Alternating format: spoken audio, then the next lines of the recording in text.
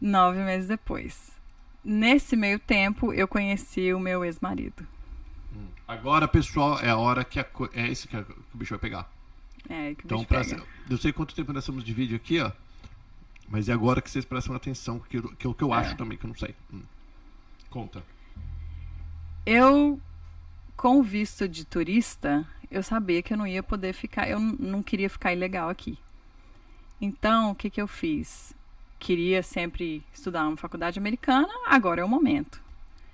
Entrei com o pedido do visto de estudante. Só que na mesma época que eu mandei a papelada para a imigração, eu me mudei para casa desse bendito desse ex-marido, com 4 meses de relacionamento. A gente se conheceu em junho de 2013. Junho De 2013. Não façam isso. Independente, né, que a pessoa acha que ama e tal, é muito cedo. Você não conhece ninguém com 4 meses. Não dá. É claro que para toda regra tem sua exceção, mas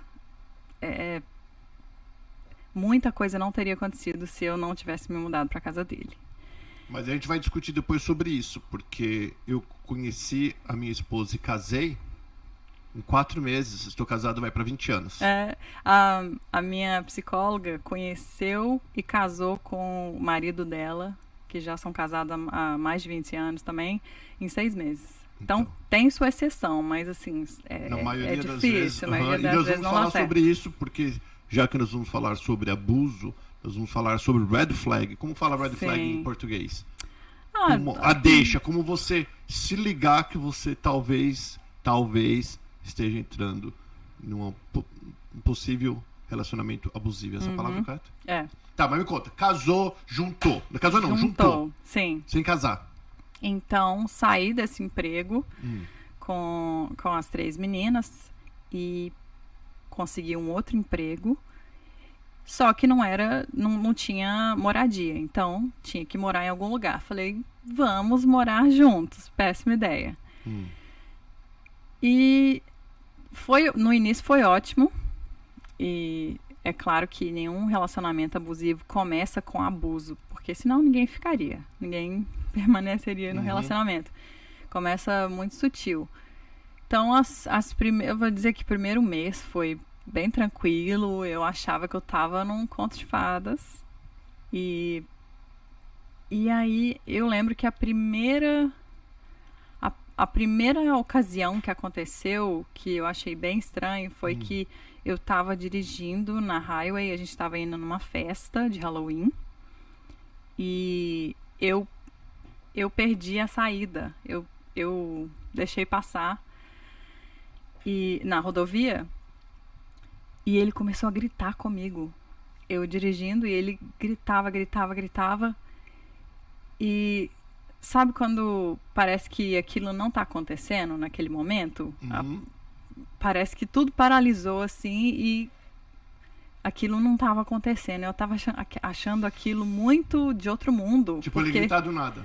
Do nada, porque eu tinha perdido uma saída. Né? Só dar a volta e de novo. E eu achei aquilo muito estranho, porque não se ensina nas escolas, não se ensina em lugar nenhum o que é um relacionamento abusivo, quais são os sinais. E eu nunca tinha passado por um. Eu tive relacionamentos antes desse. Eu não tô defendendo ele não, mas você tá, tipo, talvez você já tava enchendo o saco dele por outra coisa, no caminho, ou do nada ele gritou. Do nada. Eu perdi porque eu sou, assim, às vezes cabeça de vento mesmo. Só às vezes? Não, eu tô perguntando, você já sabe.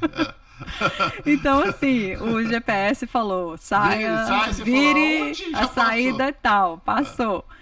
Beleza, ele poderia falar, poxa, né? Mas não gritar. Mas não assim. E aí eu achei aquilo muito estranho. E ele não quis ir na festa. Por causa disso, ele desistiu de ir na festa. Falou, você não vai também não. Eu falei, gente, que coisa estranha. Eu achei que alguma coisa tinha acontecido na família dele. Ele tinha recebido algum telefonema, né? Porque a gente sempre fica querendo justificar. Que é normal, isso aí, justificar. E achei muito estranho, tá? Voltei pra casa, fiquei com aquela coisa, aquele ponto de interrogação na cabeça. O que aconteceu? No dia seguinte, na manhã seguinte, ele comprou flores e se desculpou e falou que me amava e que nunca mais ia fazer isso, que estava nervoso com o trabalho. Porque aquela noite acabou, você nem falou com ele mais. Acabou, assim, ele não falou comigo. Eu perguntava para ele o que tinha acontecido e ele não falou comigo mais. Ele simplesmente eu voltei, né, dirigindo para casa. Ele ficou calado, não falava nada, foi dormir quando chegou em casa e não falou nada, não falou comigo. E essas situações foram ficando cada vez piores num tempo menor. Dá um exemplo, depois desse do grito. Depois desse do grito... Foi a primeira. Essa do grito foi a primeira. E aí depois teve uma situação em que ele me chamou de mimada. Ah, tá. Ele queria crescer aquela planta verdinha. A maconha? É. Queria plantar a maconha, porque de Colorado pode maconha. Ele é de lá do Colorado ou não? Ele é do Kansas. Do Kansas. Kansas pode maconha também ou não? Acho que não. Mas no Colorado pode. Mas lá no Colorado pode fumar maconha como beber álcool, para fins recreativos. Mas não pode plantar na sua casa, né? Não também pode? Não. Nem tem uma plantinha, um vasinho? Não. Tem várias leis, né, para isso. E ele queria, a gente morava num apartamento de 1 quarto e 1 banheiro. Ele queria deixar uma planta lá, algumas plantas, provavelmente para vender, né? Também não sou besta. Ele queria colocar isso na sala de casa. Pensa bem. Queria plantar maconha na sala de casa. Ué. Aí eu virei pra ele e falei assim, mas você não acha que é esquisito? Porque, primeiro, tem leis pra isso, né? Também não sou boba, tava há pouco tempo nos Estados Unidos, mas falei, não tem leis pra isso? E outra coisa, é esquisito, né? Assim, não são flores, né? Então eu vou chamar minhas amigas pra visitar aqui e vai estar cheirando aqui forte, não sei o quê. E eu falei assim, não gritei, não esperneei, nada. Aí ele começou a gritar, ele gritava comigo e ele fazia assim, ó, com o dedo. Apontava o dedo. Apontava o dedo, gritava tipo, e me chamou. Isso. Contra a parede, assim, me chamava de mimada, falou que eu. Ai, falou muita coisa ruim, assim, mas não xingou de nenhum nome específico. Mas esse comportamento de eu que mando aqui. E me falou que era pra eu sair de casa se eu não tava feliz. Era pra eu sair de casa. Plantinha da maconha. Falou assim, então você vai sair daqui. Eu tô rindo pra não chorar, porque até é cômico. Exatamente. Ou é a plantinha de maconha ou é você. Então... E aí eu assim, gente... De novo, sem entender o que estava acontecendo, né? Eu só comentei, olha, mas é estranho, né? Que... Vai chegar uma amiga, mas vai normal, ter maconha. Então vamos lá. Porque eu quero que as pessoas peguem, tá? De um tempo até o outro. Vai do dia do grito do carro até a plantinha da maconha. E durante esse tempo, vocês se davam bem, se amavam, se beijavam, normal. Tudo normal. Relacionamento normal. Aí, de repente, pum, dava um estalo. Umas 3 semanas. Aí deu mais um tiro. Mas será que não tá passando por algum problema? Não era vida normal, não era assim, não teve nenhum... Aconteceu alguma coisa? Não aconteceu nada, assim, não é assim, fulano bateu o carro. Porque eu já passei depois por relacionamento que, assim, o meu namorado era piloto e teve um acidente e os amigos dele todos do trabalho morreram. Já aconteceu isso. Aí pode ficar estressado, dar um Exatamente, mas não, dia a dia e... Você sabe o que está acontecendo na vida da pessoa que você mora com ela? Não, nada assim. E isso foi acontecer. E é realmente assim, é como se fosse um clique que dá no cérebro da pessoa. Aí, só que mesmo assim a gente a gente começa a justificar a atitude da pessoa. Outro dia, mesma coisa, me desculpa, nananã e tal. E começou a piorar para... tratar mal. Tratar mal só que é muito sutil. É muito sutil. A pessoa não te chama de burra. Ela não vai chegar pra você e falar assim... Você é uma burra? Sua burra. ela vai tentar te fazer entender que você não entende. Ele falava assim, você, provavelmente você não tá sabendo entender, porque nos Estados Unidos é diferente e eu tô aqui para te explicar. Não tem problema, assim, eu não acho que você é burra. Ela fala o contrário. Eu não acho que você é burra, mas é que você não está entendendo. Só que assim, na sua cabeça você vai pensando, poxa, então eu sou burra, né? Isso muitas e muitas, muitas vezes. E esse tempo de um episódio para o outro, que era no início de 3 em 3 semanas, vai passando para 2, depois vai passando para 1, que depois vai passando de 3 em 3 dias. Que foi o final. E o que eram as brigas? Quais eram as brigas no final? O final, ele já me chamava de nomes baixos, já me chamava de... Eu já dormia no chão, às vezes ele não gostava da cor da roupa que eu usava. E aí ele era ciumento? Não muito. Você viu, deixa eu até falar sobre isso rapidinho, porque às vezes a gente pensa, o homem ciumento é abusivo, não tem nada a ver uma coisa com a outra.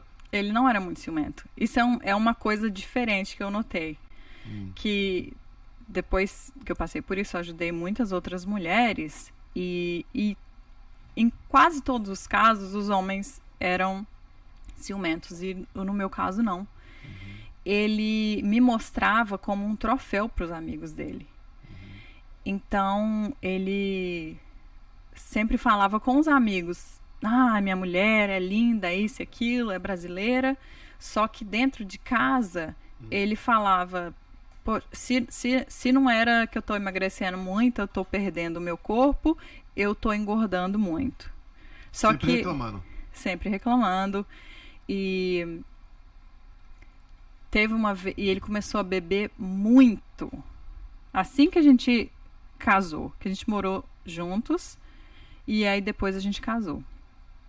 Depois que a gente casou no cartório, ele começou a beber muito, muito. Numa terça-feira de madrugada, eu recebi o telefonema de um policial falando, olha, o senhor tal, tá aqui sentado no 7-Eleven e ele não tem condições de andar, de ir embora pra casa. E eu tinha que buscar. Logo depois que casou? Logo depois que casou. Antes e de casar, dormir no sofá e fazer xixi no sofá. Alcoólatra. Por que? Agora vamos falar sobre isso. Por que a maioria das mulheres, na sua opinião, lembra, eu não sei nada a respeito, sou leigo, elas aguentam essas carniças? Porque vou falar uma coisa. Diga. 100% da nossa vida é nossa responsabilidade. Muita gente vai falar, claro não. Se você não é criança, você tem alguma responsabilidade. E o que acontecia? Primeira coisa, ego. Da mulher. Por que a mulher fica? E não tô dizendo que é errado, não. Porque a gente quer consertar o cara. No fundo, a gente acha que a gente é heroína e que a gente está fazendo bem para aquela pessoa. E que aquela pessoa foi abandonada. Geralmente, essas pessoas abusivas, elas tiveram um passado bem difícil. Foram abusadas também muitas vezes. Então, a gente fica querendo ajudar a pessoa. A gente ama aquela pessoa. Então, o que acontece? A gente não quer abandonar, porque a mãe abandonou. No caso dele, a mãe abandonou. Instinto materno da mulher. Instinto materno. Então, a gente quer consertar a pessoa. A gente quer ser a pessoa que vai mudar a vida deles, que vai transformar, que vai fazer com que ele não faça isso mais. Agora deixa eu te parar. O ego. Deixa eu fazer. O ego, tudo bem. Mas todo bom relacionamento, ou todo homem de sucesso, ou 99% homem de sucesso, tem uma mulher que o ajudou. Que o homem precisa daquela mulher que faz, que empurra, que ajuda. Mas tudo tem um limite. Mas tudo tem um limite. Porque tem que ser mutual também, tem um limite porque a gente já está falando de doença. Porque uma pessoa que ela é abusiva nesse nível, tem alguma coisa errada ali com ela que ela tem que tratar com um psicólogo e às vezes até com um psiquiatra. Então não adianta a fulano ou a ciclana querer consertar, porque primeiro, a gente não é psicóloga, nem psiquiatra. Segundo, nós amamos a pessoa e aqui, mesmo se a gente fosse psicóloga, não ia dar certo. Até porque a minha mãe é psicóloga e ela não pode tratar, por exemplo, a minha melhor amiga, porque tem... um vínculo. Tem vínculo. Então, você tem vínculo com a pessoa. A pessoa, ela tem algum problema aí que ela faz isso com as pessoas, ela faz o mal para outra pessoa, outro ser humano, e ela não tem condição de melhorar se ela não quiser. Porque o ser humano muda, e eu também... Por causa disso, da minha mãe ser psicóloga, eu sempre acreditei que as pessoas podem mudar. Só que a pessoa não quer mudar, não tem como. É aquela coisa, você pode trazer tem a frase, né? Você pode arrastar o cavalo até o rio, mas você não pode fazer ele beber água. Então, se a pessoa não quiser mudar, não tem como. E no final, já estava muito ruim, assim, Porque no começo começou espaço. No começo... Era tipo, acontecia hoje, depois demorava um pouco, acontecia de novo. Aí você falava, deve ser alguma coisa. A gente fica sempre assim, e desculpava sempre e tal. Falava, daí depois começa... porque do outro dia de manhã, geralmente, esses caras vêm maravilhoso, né? Sim, e aí comprava viagem pra tal. No final, já tava assim... Eu dormindo no chão, eu comprei um colchonete no Walmart, porque às vezes ele olhava pra minha cara e eu tenho até gravação no meu celular, e eu fazia muito isso acho que o meu emocional e a minha razão tentava me acordar, porque você fica Tordoado. Você fica cega. Você fica... É como se você... ficasse dormindo, é muito estranho, assim, e você fica viciado naquele ciclo de... Vira o teu normal. Vira o teu normal. E como quando tem a briga e depois tem a reconciliação, é um processo... Isso eu conversei depois com uma médica, ela me explicou isso. Por que todas as mulheres voltam para esses caras, né? Não todas, mas a maioria. Porque... é um vício químico também. Na briga, você tem a adrenalina e na reconciliação você tem a endorfina. Então, o corpo fica viciado naquele ciclo. Então, quando você corta contato com a pessoa e você tenta sair, que geralmente são 7 vezes, se não me engano, o número de tentativas para você conseguir sair. Você fica viciado naquele processo, naquele ciclo. É muito difícil mesmo. É como se fosse uma droga. Não, imagino. Então, e imagine a pessoa te ligando e a pessoa querendo voltar. E é muito complicado, porque eles mostram a face, né, do príncipe, e ninguém vê o sapo. Aí você acha que você que é a louca. Sim, que nada disso é realidade. Eu vou te contar uma coisa. Que eu achei que eu estava ficando louca. No final, eu tive uma crise e comecei a ter início de convulsão. Isso foi numa noite, eram perto assim de meia-noite, e eu comecei a sentir espasmo. E eu chamei ele. E ele, o que é? Sabe, aquela coisa que ele já me tratava assim. Já me tratava assim. Eu falei, eu tô sentindo alguma coisa estranha, acho que eu tô tendo alguma crise. E ele voltou a dormir, falou que não era nada e tal. Aí eu falei, olha, se você não for me levar no hospital, eu vou ligar pra minha irmã. E eu comecei a ter início de convulsão. Ele ficou assustado, eu liguei pra minha irmã, ela foi me buscar, eu fui pra emergência, pro ER. E eu fiz exame de CAT scan, né? Fiz o MRI, ressonância magnética, não acharam nada. não acharam nada. E os médicos perguntaram quando ele saiu da sala, se você tá sofrendo algum tipo de abuso e tal. E você falou que não. Eu fiquei assim... Tipo, fala ou não fala? Foi o medo, né? E aí veio uma psicóloga e conversou comigo.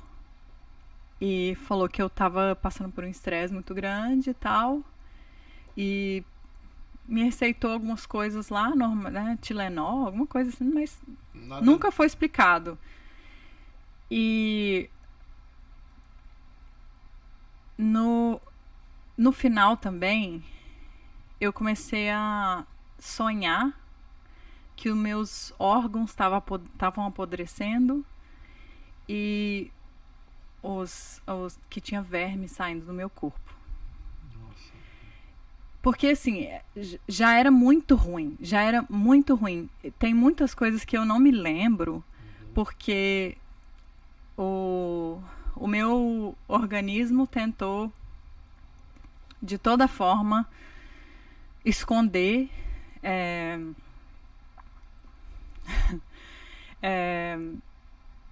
quando eu mandei a documentação do visto do Violence Against Women Act, a gente precisa mandar um report. Calma. Não, estou explicando por que eu sei que tiveram coisas que aconteceram que eu não me lembro.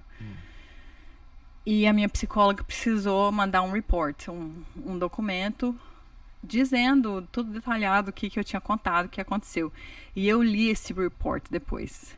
E muita coisa que eu contei pra ela eu não me lembrava.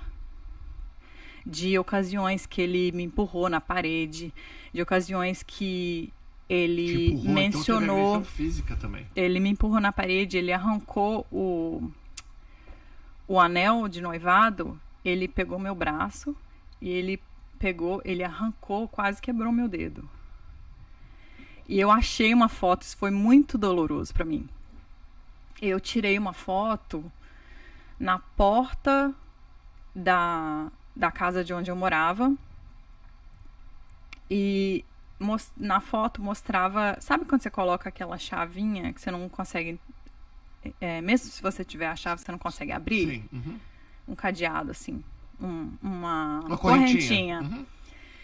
E eu tirei uma selfie mostrando a porta, mostrando essa correntinha. E eu vi essa foto. Essa foto... Assim, eu não me reconheci nessa foto. Nossa. Eu não tinha brilho nos olhos. Eu não tinha brilho nos olhos. Eu não me reconheci. Eu cheguei num peso... Eu perdi muito peso. Eu cheguei num peso que os meus amigos falavam, você não pode emagrecer mais. E... Você não comia, assim, você não vivia. Não vivia. E eu só aprendi a cozinhar, a ter gosto, né, pela cozinha e tal, depois que eu me separei, porque eu não me lembro de fazer refeições. Eu comia, né, eu sobrevivia, eu trabalhava, mas você muitas vezes eu era babá. Uhum. Eu fui babá durante muitos e muitos anos. Praticamente a minha estadia inteira no Colorado foi sendo babá. E eu já perdi emprego por causa dele, assim, dele esconder o meu celular. Uma coisa muito específica de abuso que ele fez, que chama gaslighting. Isso é uma super red flag. Gaslighting é quando a pessoa tenta fazer com que você acredite que uma coisa não é verdade quando ela é, ou então o contrário. Então, assim, por exemplo, o céu é azul, né? Uhum. Todo mundo sabe que o céu é azul. E aí eu falo com você, não, você tá louco? É vermelho, todo mundo sabe que o céu é vermelho. Tá doido? E eu falo isso com você todos os dias, até que você começa a questionar se o céu é vermelho mesmo. Isso é gaslighting. Isso acontece muito. Como que é? Em caso de gaslighting. Tem até um filme que chama gaslighting, que o cara faz isso com a mulher e quase deixa ela louca. E ele fazia... O que é? É a luz de gás. Okay. A luz de gás. Uhum. E o filme é todo a luz de gás, acho que é por isso. E por causa do filme, eles fizeram... Eles consideraram esse termo. Uhum. Mas ele fazia muito isso. E uma vez a gente foi pra... como é que chama? Não é Everglades. Não, Everglades é aqui. Uhum. Evergreen, no Colorado. E a gente tinha 2 cachorros. A gente levou os cachorros no sábado, passou o final de semana lá e voltou. E aí eu tirei um monte de foto e tal. E aí, algumas semanas depois, eu mencionei pra ele sobre esse passeio. E ele falou assim, nós nunca fomos lá. Eu falei, como assim nunca fomos? Eu tirei um monte de foto e tal. Claro que fomos, levamos cachorro. Não, você tá doida. A gente nunca foi. Peguei meu celular. É claro que meu celular nessa época não tinha senha, porque ele me convenceu de alguma forma que não podia ter senha. Eu fui olhar as fotos, não tinha foto nenhuma de lá. Eu pensei, eu tô louca. Mentira! Sabe quando que eu descobri que ele tinha apagado? Anos depois, quando eu já estava separada. E eu fui pesquisar fotos antigas que estavam no meu celular, pluguei meu celular no computador, abri o iCloud, porque quando você deleta no celular, fica no iCloud. Fica no iCloud. Eu achei as fotos de Evergreen. Eu queria ligar pra ele e xingar.